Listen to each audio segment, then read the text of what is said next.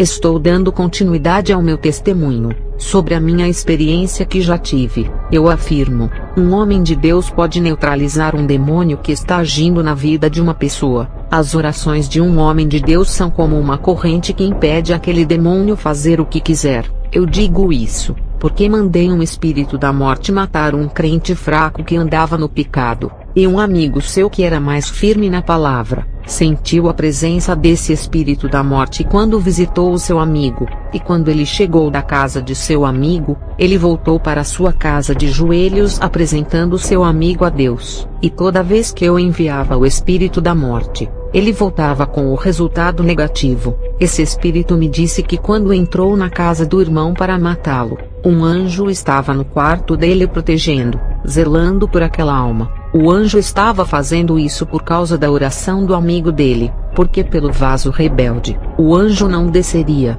O anjo só guarda os que pertencem a Deus. Os crentes que não se desligaram do mundo de pecado, não pertencem a Deus, e os anjos não têm obrigação de guardar aos que servem os prazeres pecaminosos da carne. Quando um anjo livra um ímpio da morte, é porque alguém está orando por ele. Eu ouvi uma pessoa ímpia dando testemunho na igreja. Esse homem estava trabalhando em uma casa de 3 andares. Ele estava de fora da janela fazendo uma pintura. Esse homem disse que se desequilibrou e caiu de costas. Ele falou que sentiu uma mão segurando as suas costas parecendo o super-homem que pegou ele, e bem devagar, desceu até o chão como uma pena flutuante. Esse homem se converteu por esse milagre, e a sua irmã, que é uma crente fervorosa, glorificou a Deus. Essa mulher orava por ele uma vez por semana, e a sua oração teve efeito porque salvou ele da morte. Apesar de que ela orava para ele aceitar a Jesus, a oração do justo pode mais em seus efeitos. Já a oração do injusto não sobe.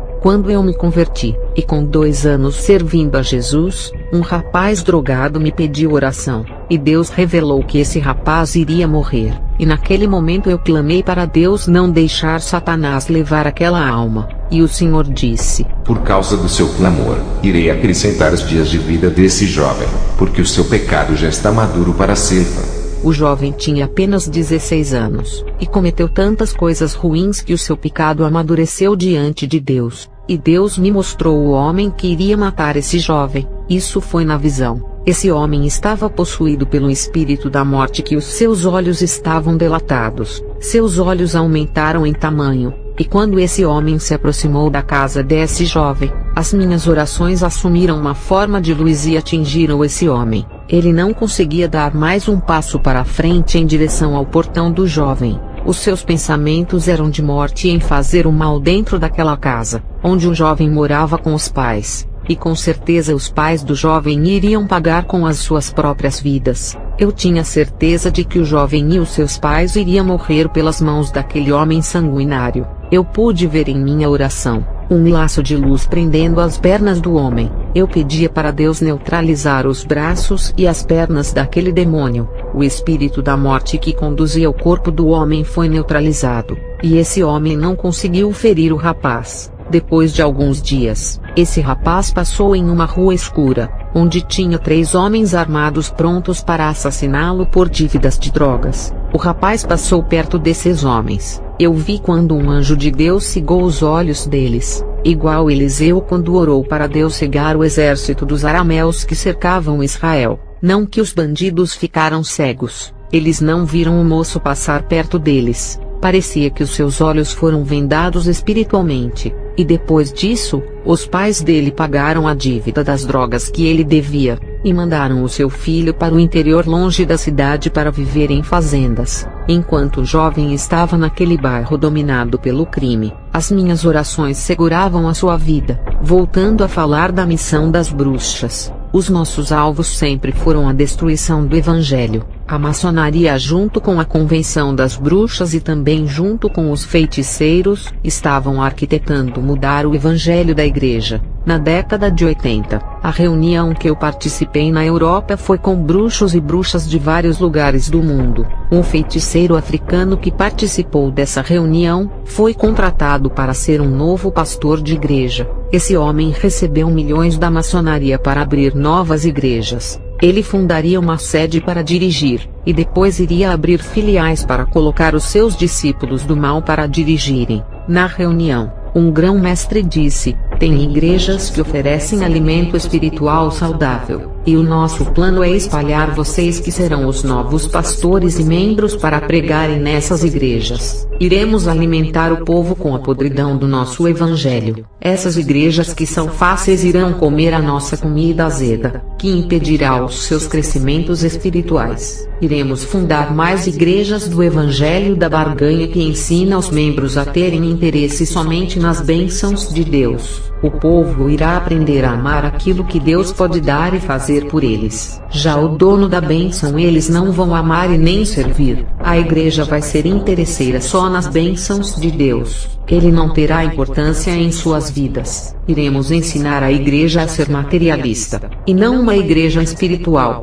e o povo colocará a vida financeira em primeiro lugar acima do próprio Deus. Colocaremos o evangelho da ambição por dinheiro e da avareza, e os pastores que irão pregar esse evangelho farão perder muitas almas. E vocês serão esses pastores que serão condutores para a perdição. E quando esses ensinos entrarem nessas igrejas, o povo não irá mais se fortalecer espiritualmente. Depois dessa reunião que eu participei, 5 anos depois, eu percebi que muitas igrejas pequenas começaram a copiar o modismo das igrejas grandes. Essas igrejas colocaram a modernidade nos cultos como cenas de filmes em televisões, cinemas na igreja, telas de televisão e também peças teatrais. Igreja é lugar de cultuar a Deus, não é um auditório de teatro de atores e atrizes. Essas coisas causam a morte espiritual nos cultos. O povo que assiste um culto assim, morre espiritualmente. As igrejas estão cheias de pessoas, mas vazias de Deus. Foram tantas abominações que entraram nos cultos, que o Espírito Santo se afastou por nojo.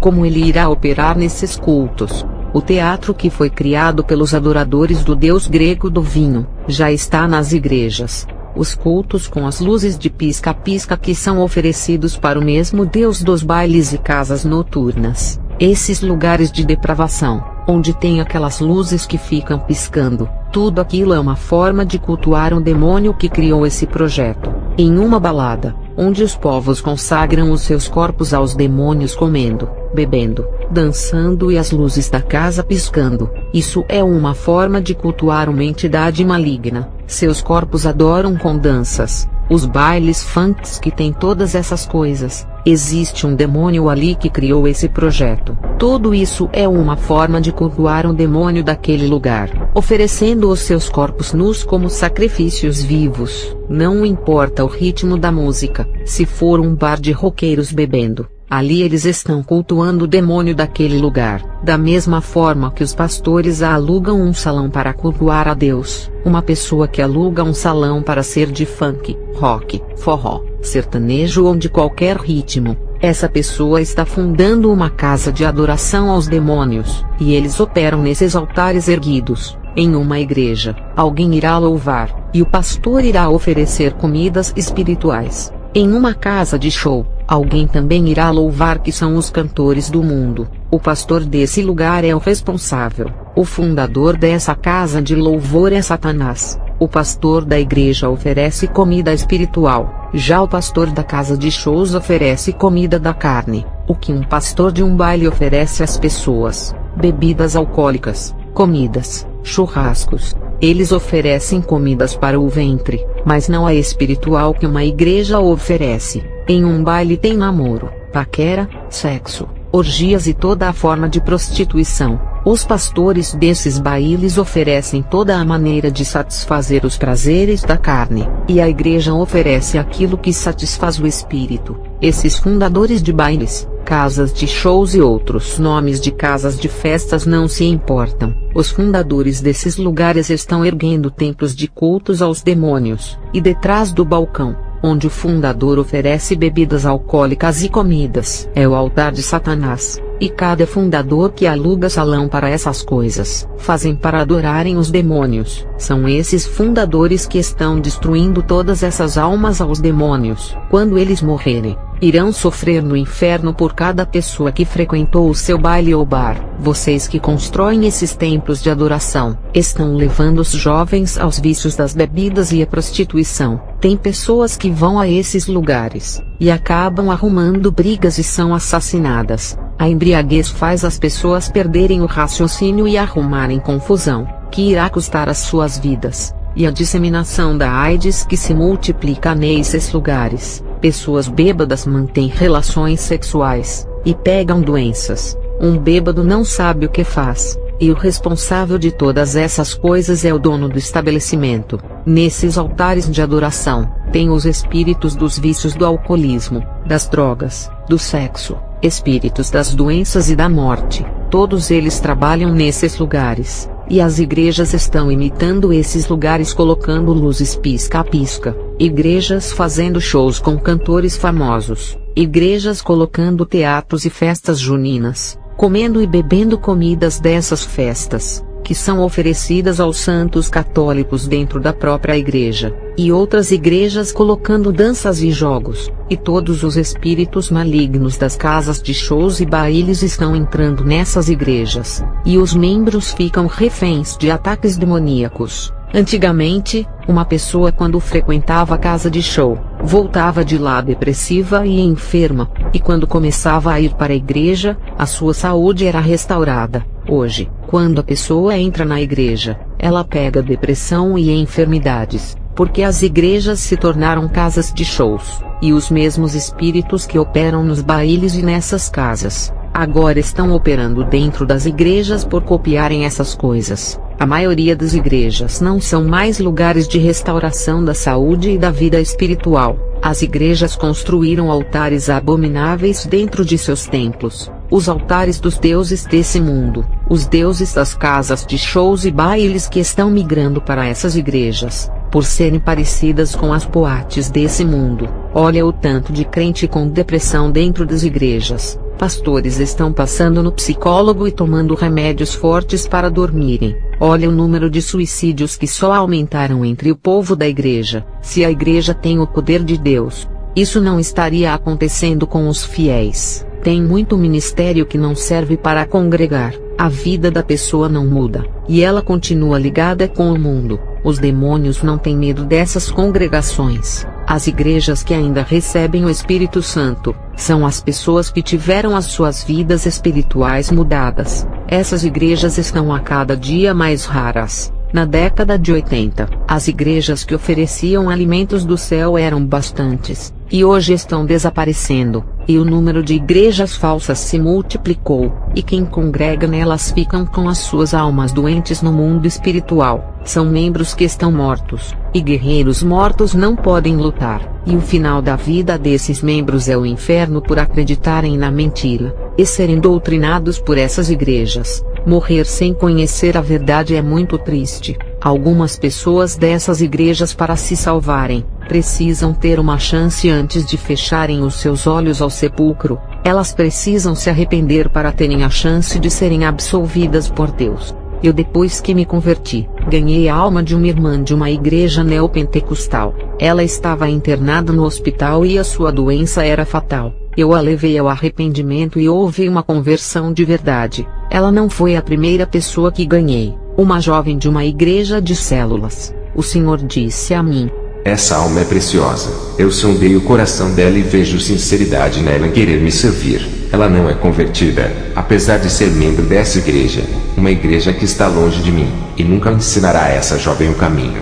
Eu preguei para essa jovem e ela chorou, e Deus usou a minha boca pedindo para ela renunciar. Essa jovem morreu uma semana depois que renunciou aos prazeres. E porque ela morreu ainda jovem, depois que Deus me usou para falar com ela, essa moça não iria permanecer firme, e Deus resolveu tomá-la para si. Ele me usou para falar com ela. Quando a moça se arrependeu e decidiu renunciar, Deus a levou para não se corromper. Essa jovem foi fruto de um milagre. A sua mãe não podia ter filhos, e orou a Deus pedindo uma criança, e engravidou por um milagre. Os médicos tinham falado que a mãe dela não podia engravidar, e quando a menina nasceu, a sua mãe a criou na igreja, mas ela resolveu congregar em uma igreja moderna. e a sua mãe intercedeu por sua alma para ela não se perder. A sua mãe dizia: Jesus, ela é sua, é o fruto do seu milagre, não deixe ela se perder, ela não pertence ao diabo, salve ela. Essa mãe entrou em guerra pela alma da sua filha e foram anos de oração, até Deus me usar para ganhar a jovem. A luta dessa mãe terminou quando a filha faleceu, e Deus, quando quer salvar, nenhuma igreja imunda pode proibir, apesar dessas igrejas trabalharem mais para condenação do que para salvação. A falsa doutrina coloca as pessoas no caminho largo que leva ao inferno, mas não podemos limitar o poder de Deus, e a oração de um justo entra em combate por almas. Quando Deus quer salvar, Ele tem os seus meios. Ele não olha para a placa de igreja. Pode ser a pior congregação do mundo, nada para Deus é impossível. As suas mãos não estão encolhidas que não possa salvar. Ele honra as nossas intercessões. Quando Deus me salvou, eu estava dentro da casa de bruxaria, não estava na igreja. A casa de bruxaria é o pior lugar para Deus entrar. Ali está toda a podridão, idolatria e abominações. Quando Deus quer salvar, Ele tira a pessoa do abismo mais profundo. Ele tira a pessoa de uma lama podre. Ele não habita nesses lugares, porque fedem em suas narinas e ofendem a sua santidade. Mas nada impede que a sua mão arranque uma alma presa desse lugar. Ele entra em qualquer casa de feitiçaria no meio das abominações, e pega pela mão, e traz ao seu redil. A sua santidade não pode ser manchada pela podridão espiritual de uma casa de demônio. Isso é o amor de Deus que faz entrar em lugar que abomina. Ele faz isso quando a alma presa clama por socorro, ou pela oração de um justo que clama pela vida da alma que está necessitada de um livramento. Os que se consideram muito santos aos seus olhos, não vê essa possibilidade de salvação. Eles pensam que podem sondar a mente de Deus, e condenam uma congregação inteira. Eles não sabem dos planos de Deus para a salvação, e quando veem um testemunho desse, se escandalizam. A igreja de hoje, não foi só a modernidade que entrou, a hipocrisia também entrou nos corações de muitos. A hipocrisia é pecado, e foi o mal que Jesus mais repreendeu. O tanto de líderes hipócritas que vem se levantando nos dias de hoje, são multidões. São pastores soberbos que não aceitam a correção dos pequenos, homens cheios de egos que não aceitam que Deus possa usar outras pessoas. Só eles estão certos em seus pontos de vistas. Todas as igrejas sérias de outros pastores que não são deles, eles consideram como erradas. Só eles que são homens de Deus e têm a verdade, mas ninguém. Eles usam as suas teologias humanas para confrontarem as experiências dos servos de Deus. Quando eu estava na bruxaria, os demônios diziam que iriam colocar lepras nas almas de muitos pastores. Eu perguntei o que era lepra espiritual, e um dos demônios me disse: é a hipocrisia. E hoje esse pecado se multiplicou, e está levando muitos para o inferno. Fica a dica: nenhum leproso entrará no arraial de Deus. Cuidado com a língua, daquilo que falam. A língua também é leprosa. João Batista chamou esse povo de raça de víboras. Esses eram os crentes da época de Jesus. Irei falar do significado das trevas e da luz quando estava no ocultismo. Muitas coisas que foram reveladas sobre a destruição da igreja. Eu ainda era uma bruxa. Quando eu olhava para as minhas companheiras bruxas, eu via trevas em seus rostos. E quando olhava para os servos de Deus, eu só via luz e um rosto brilhoso. Eu recebi visão espiritual no ocultismo, e dentro do mundo da magia, eu aprendi o que é a luz e o que são as trevas. E dentro da bruxaria, eu já identificava uma igreja falsa. Eu sabia quem era um crente verdadeiro através da luz. Eu entrei em várias igrejas que se corromperam, e não via a luz em ninguém. Os rostos eram de pessoas oprimidas. As pregações ficaram mais psicológicas do que santas. Os ensinos são mais filosóficos do que espirituais. Os crentes não conseguem mais diferenciar esses ensinos. As bruxas sabem diferenciar o falso do verdadeiro. O pecado entrou sem as igrejas perceberem e cegou a todos. A cegueira impede que um testemunho como esse venha despertar. E quem tem apego à placa de igreja, não dará crédito a testemunho de pessoas de outros ministérios. A cegueira cegou o entendimento das pessoas para não compreenderem testemunhos como esse. A cegueira dos ouvidos irá ouvir para criticar, a cegueira do coração duro não irá se converter, a cegueira da fé não irá crer. Só quem tem o Espírito de Deus, entende esse testemunho. O religioso defensor de placa não irá entender. Se tivesse o Espírito de Deus, saberia que a crítica não agrada a Deus. Se você da igreja que me ouve,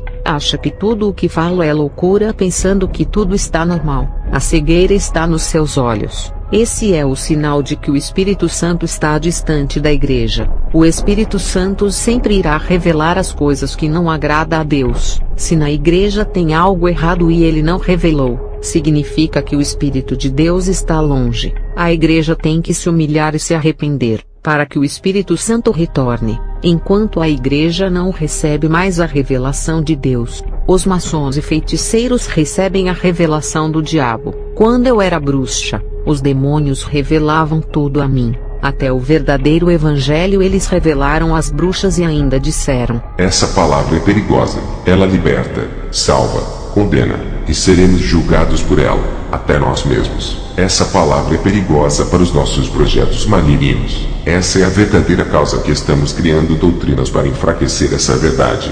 E só assim a palavra perde o poder quando o evangelho é corrompido. Igreja, a batalha espiritual existe, e muitos não crê. Os politicamente corretos e estudiosos de livros feitos por homens, eles chamam essas experiências de heresias porque não está ligado com os seus ensinos. Nenhuma experiência dessas irá estar em livros teológicos, livros que nem eles sabem se estão corretos. Quem nunca teve experiências espirituais com Deus, acredita em livros que condenam elas, nunca irão saber o que é uma experiência, e pensam que estão em posição de criticar aquilo que não conhecem e nunca experimentaram. Esses nunca viram um demônio e nem sabem como eles agem. Uma ex-bruxa que andou, conviveu e serviu aos espíritos malignos e sabe muito bem dos seus planos, e mesmo assim é criticada e zombada por aqueles que não sabem o que é isso. Homens letrados que só conhecem anjos e demônios em livros, nunca viram nada para questionarem os que viram em visões, nem sabem o que é o inferno, apenas leram na Bíblia mas nunca tiveram essa experiência, nem sabem o que é o céu, nunca experimentaram o prazer de estar ali, e mesmo assim, querem saber muito mais do céu do que aqueles que pisaram e caminharam nas ruas de ouro. Esses nem sabem das dimensões de andar no inferno e no céu, e querem saber o que não sabem. Deus revela para alguns as coisas do céu e inferno, e aqueles que não recebem essas revelações, querem debater e provar que são mais sábios e que entendem mais do que aqueles que receberam as revelações. E esses supostos sábios, por não encontrarem as revelações na Bíblia ou em seus livros de teologia, eles dizem que é heresia. Eles não sabem, por mais que estudem, não saberão de tudo o que querem saber de Deus e as coisas do mundo espiritual. Nós, seres humanos, somos limitados. O nosso mundo é limitado em horas. A noite e o dia têm um limite de hora. O mundo espiritual não é limitado, não tem horas. Tudo é eterno. Os espíritos desse mundo não dormem, não envelhecem, e séculos se passam, e eles não se cansam e continuam a existir. O mundo espiritual é infinito, e tem muito mais coisas a revelar do que esse planeta. O nosso planeta, perto da imensidão do mundo espiritual, se torna uma formiga. Muitas coisas da imensidão do mundo espiritual não estão na Bíblia. Um livro pequeno igual à Bíblia não pode conter todas as coisas desse mundo invisível. O mundo espiritual é tão complexo, que se fosse fazer uma Bíblia falando de todas essas coisas, teria que existir bilhões de Bíblias para falar apenas de 1/3 dessas coisas, porque é um mundo infinito. Tudo que é espírito é eterno, e tudo o que é eterno não tem fim. Por isso que Deus fala no livro de Jeremias, que aqueles que oram e buscam, Ele irá responder e revelar sobre coisas grandes que ninguém sabe. Deus só irá revelar o que não está na Bíblia. Se já está na Bíblia, Deus não irá revelar. É só ler. Tem coisas ocultas que Deus irá revelar aos homens e mulheres que fazem a sua vontade. Os críticos dizem: o que Deus revelou já está na Bíblia, não irá revelar mais nada. Enganam-se, porque a Bíblia é apenas um livro limitado de 66 livros que não contém toda a revelação do mundo espiritual. Esses homens letrados vão dizer que é mentira, e ainda irão dizer que foi o diabo quem revelou, se não está na Bíblia. Eles falam que foi o diabo caindo na blasfêmia, chamando os homens de Deus que recebem as revelações de servos do diabo, e dizer essas coisas é um perigo, atribuindo as experiências de Deus ao diabo, falar que as revelações que Deus entrega aos seus filhos para despertamento, dizendo que foi o diabo que entregou. Isso irá trazer consequências no mundo espiritual. Muitos irão perder as suas salvações por blasfêmias, e não terão mais perdão nem nesse mundo e nem no outro. No meio evangélico, está cheio de crentes tocando nas revelações de Deus, ainda gravam vídeos e enviam para o YouTube, além de tocarem nas coisas de Deus, estão incentivando as pessoas a tocarem também, querem convencer as pessoas a pensarem como eles. Esses homens blasfemam contra o Espírito Santo, e ainda fazem milhões de pessoas blasfemarem também. Se for aqueles crentes que não vigiam e fracos na fé, irão blasfemar, e assim todos irão para o inferno. Quem fez o vídeo de blasfêmia, e os que seguem e caíram na mesma armadilha, o meu testemunho vai despertar muita gente e salvar almas. Esse testemunho irá condenar muitos também, principalmente os que dão ouvidos aos blasfemadores e entram para o clube dos críticos. Não estou colocando temor em ninguém, apenas estou falando uma realidade que já existe. Não estou implorando para crer nesse testemunho. Quem ouve, é livre para crer ou não, e se quiserem blasfemar também são livres. O resultado dos seus atos irá vir quando morrer. A colheita de tudo que se plantou irá colher na eternidade, seja boa ou seja má. No mundo da bruxaria, nem as bruxas mais fortes falavam mal das suas companheiras. Quando eu era uma bruxa, a gente não tocava nas outras porque as consequências viriam. Tinha bruxa que os demônios precisavam para realizar as obras malignas e enganar, e quando uma bruxa tocava em uma bruxa especial tentando matá-la, o demônio que escolheu essa bruxa lançava maldições na outra bruxa. Quando uma bruxa é importante no reino das trevas, os demônios não a deixam morrer, antes de a usarem para realizar as suas obras. Quando uma bruxa menos importante tenta matar a outra por inveja, e essa bruxa é maior no reino das trevas, a bruxa menor fica com uma doença muito grave, e até morre por não ser tão importante assim. Os demônios a descartam e ainda levam a sua alma. No mundo espiritual, existem leis também, e as leis no mundo espiritual são mais rígidas do que as leis dos homens da terra. Não há ninguém que possa fazer algo que quebre uma lei espiritual e fique impune. Essas leis espirituais estão tanto do lado do bem quanto do mal. Tanto a igreja quanto o mundo do ocultismo têm leis espirituais. A filosofia das bruxas era de não tocar em nenhuma autoridade espiritual, não importava se essa autoridade era evangélica, maçônica, feitiçaria ou de outra religião. Essa filosofia veio depois que as bruxas se infiltraram nas igrejas para enganarem. Muitas faleceram por serem atrevidas atacando as igrejas santas, outras ficaram enfermas com doenças incuráveis, por perseguirem as igrejas na época. A bruxa líder ficou paralítica por ter desafiado uma igreja ungida. De todas as bruxas do meu tempo, ela foi a única que não morreu, e ficou paralítica para não praticar mais o mal. Ela se converteu 5 anos depois de sua paralisia. Deus já sabia que ela seria salva, e não permitiu que morresse, mas todas as suas alunas faleceram. E quem matou essas bruxas que mexeram com os ungidos? Deus deu ordem para os próprios demônios que trabalharam para elas. Deus mandou esses demônios da feitiçaria ceifarem as suas vidas. A bruxa-chefe que ficou paralítica, ela disse que um dos demônios que trabalhava para ela tentou lhe matar com uma lança, e ela tentou controlá-lo através da magia pensando que era poderosa. Ela tentou neutralizá-lo, mas esse demônio não obedeceu, e com a sua lança tentou matá-la, e Deus permitiu que ela recebesse o ferimento desse demônio e não morresse. Ela falou dessa experiência, e depois de alguns anos ela compreendeu que Deus a livrou da morte. E os demônios que trabalharam com ela ameaçaram-na de morte se ela se convertesse. Ela na cadeira de rodas ficou com medo, e 5 anos depois, ela teve coragem de aceitar a Jesus perdendo o medo dos demônios. Depois ela foi embora com os seus filhos e nunca mais a vi. Não sei se Deus a levantou da cadeira de rodas para fazer a obra, Depois que as bruxas começaram a colher os castigos que faziam ao tentarem destruir as igrejas de Deus, as outras bruxas da convenção entraram em contato com os demônios, e eles orientaram as bruxas para terem mais cautela, porque eles precisavam dos trabalhos delas. As bruxas tinham que estar vivas para serem úteis ao reino das trevas. As bruxas, depois que perderam as suas companheiras, começaram a entender sobre as autoridades espirituais. Sabiam que no mundo espiritual tinha limites. Elas passaram a atacar as igrejas quando os demônios diziam que podiam, porque eles mesmos teriam que ter permissão de Deus de qual igreja atacar. E quando Deus queria provar uma igreja, ele permitia os demônios tocar e mandar as suas servas,